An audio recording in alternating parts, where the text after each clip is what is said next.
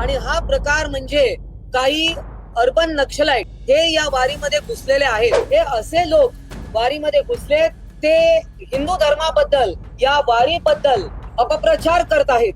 असा एक ऐतिहासिक जी पंढरीची वारी, पंढरपूरची वारी ज्याला आपण म्हणतो, लाखो करोडो वारकरी पंढरपूरच्या दिशेने कधीच रवाना झालेले आहेत. अनेक दिंड्या या पंढरपूरकडे सुरू झालेल्या आहेत, गेलेल्या आहेत. ठिकठिकाणी लोक त्यांचं स्वागत करत आहेत. अनेक राजकीय नेते, पुढारी, सर्वसामान्य कार्यकर्ते, भाविक हे त्या वारीमध्ये जात असतात. आणि असं असताना एक नवीनच प्रकार हा समोर आलेला आहे. आणि हा प्रकार म्हणजे काही अर्बन नक्षलाईट हे या वारीमध्ये घुसलेले आहेत. हे मी ऐकीव नाही तर काही सबळ पुरावे वर्तमानपत्रांच्या माध्यमातून माझ्यापर्यंत पोहोचलेले आहे. हा विषय विधान परिषदेमध्ये पॉइंट ऑफ इन्फॉर्मेशनच्या माध्यमातून मी आज उपस्थित केला.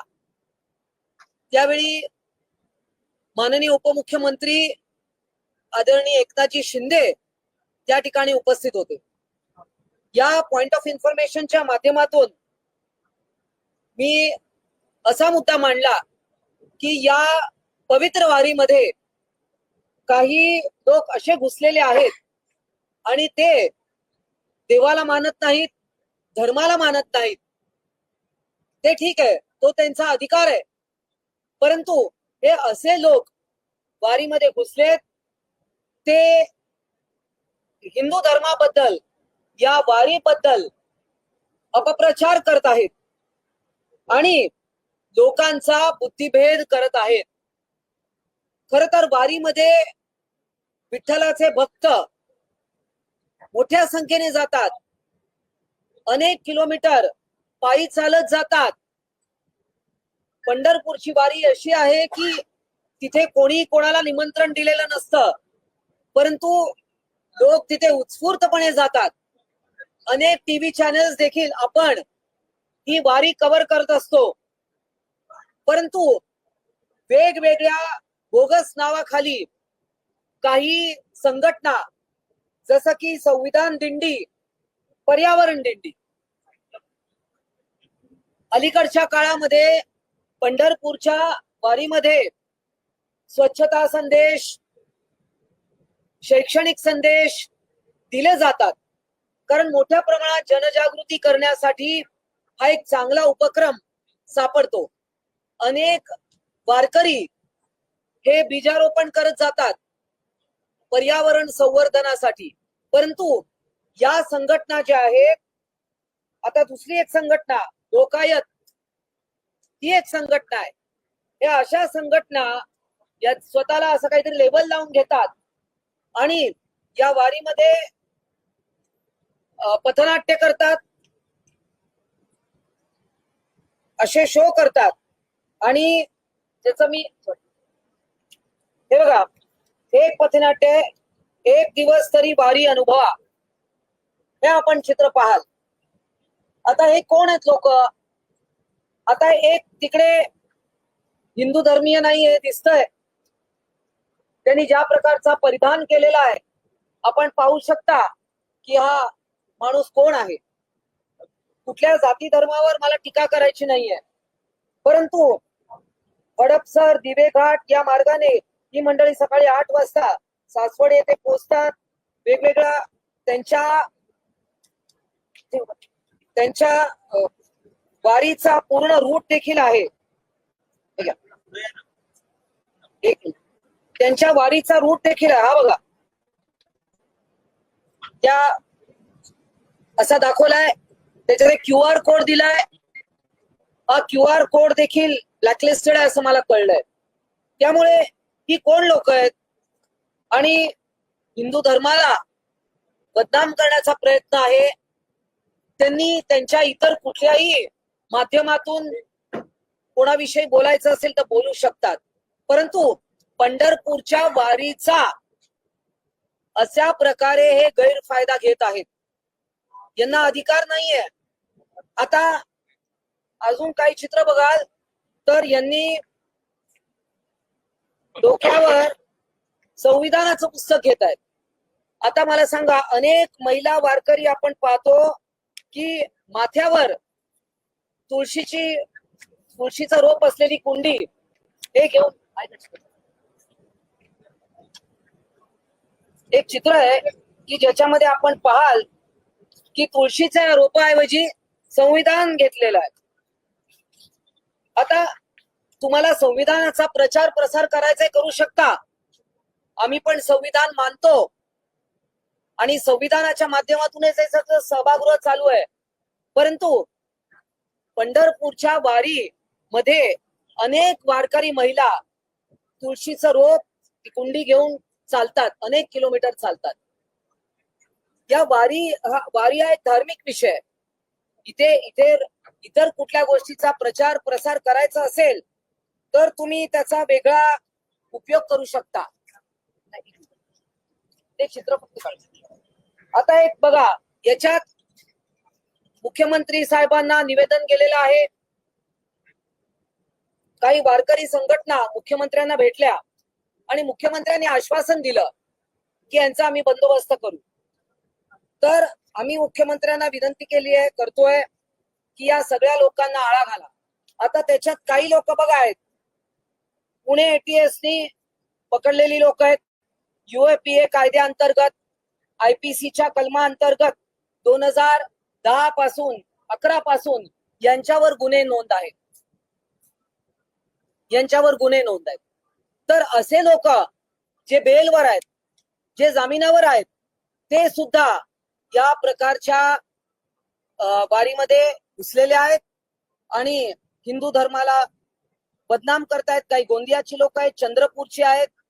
अंधश्रद्धा निर्मूलनाच्या नावाखाली आम्ही श्रद्धावादी आहोत, आम्ही अंधश्रद्धावादी नाही. परंतु अशा पद्धतीने धर्माला बदनाम करायचं, वारीला बदनाम करायचं, अशी हिंमत ही सगळी मंडळी करत आहेत. आणि म्हणून आमचा या गोष्टीवर आक्षेप आहे. पॉइंट ऑफ इन्फॉर्मेशनच्या माध्यमातून मी हा मुद्दा आज सभागृहाच्या पटलावर आणलेला आहे. माननीय एकनाथजी शिंदे उपमुख्यमंत्री यांनी याची गंभीर दखल घेतली आहे आणि या गोष्टीला त्वरित, कारण आता 6 तारखेलाच आषाढी एकादशी आहे आणि या वारीचा कोणी गैरफायदा घेऊ नये हाच आमचा उद्देश आहे. की अशी कोण मंडळी असतील तर त्यांच्यावर त्वरित ऍक्शन घेतली पाहिजे. हा फोटो बघा. आता महिला संविधानाचं पुस्तक डोक्यावर घेत आहेत. वारीमध्ये तुळशीचं रोप घेऊन आम्ही चालतो, हा कुठला प्रकार आहे?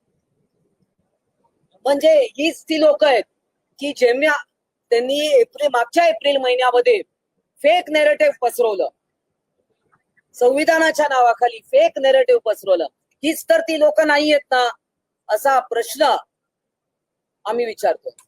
त्यामुळे या सगळ्या गोष्टीची गंभीर दखल घेतली पाहिजे शासनाने. तसं उपमुख्यमंत्री आणि दोन्ही उपमुख्यमंत्री आणि मुख्यमंत्री यांच्याकडे हा विषय पोहोचलेला आहे. नक्कीच याच्यावर काही ना काही ऍक्शन घेतली. आता बघा, याच्यात बरीच लोक आहेत. ते पोलिसांचं काम आहे शोधून काढायचं. पोलीस नक्कीच शोधून काढतील. पण त्यांनी म्हणताय की संविधानाचं ते पुस्तक आहे, पण संविधानाचं पुस्तक असल्यामुळे गैर काय? नाही, ऐका, मला एक सांगा, आपण पंढरपूरची वारी हा एक धार्मिक विषय वारकऱ्यांचा आहे. वारकरी नॉर्मली काय डोक्यावर घेऊन जातात? तुळशीची रोप कुंडी असते, ठीक आहे, संविधान. पण तुम्ही या वारीचा उपयोग अशा पद्धतीने तुम्ही करताय, पण तुम्ही काय बोलताय? लोकांचा बुद्धिभेद करताय, काहीतरी अपप्रचार करतात. आता तुम्ही बघा, आता हे बघा, आता लोक कीर्तन करतात, विठुरायाचं नाव घेत चालतात. परंतु हे लोक तिकडे पथनाट्य करून लोकांचा बुद्धिभेद करतात, लोकांना काहीतरी वारीच्या बद्दल अपप्रचार करतात. तुम्ही जा, तुम्ही कव्हर करा. तुम्ही प्रत्येक अनेक माध्यमांचे शोज आहेत संध्याकाळी चॅनलवर आम्ही पाहतो. तर हा संशोधनाचा विषय तुमच्यासाठी आहे, तुम्ही करा. क्या आपका आरोप है इसको लेके आषाढ़ी के बारी में अर्बन नक्सल घुसे हैं, इस तरह का आरोप है आपका? जो मगाशी एक विषय राहिला, नंतर मी हिंदीत सांगते की जो जनसुरक्षा विधेयक या सभागृहात लवकरच येणार आहे आणि त्यामध्ये हाच विषय आहे. बघा, सरकार विरोधी तुम्हाला काही बोलायचं असेल तर त्याच्याही पद्धती असतात, परंतु फेक नॅरेटिव्ह पसरवणं हे आपण पाहिलं नंतर त्याचं काय झालं.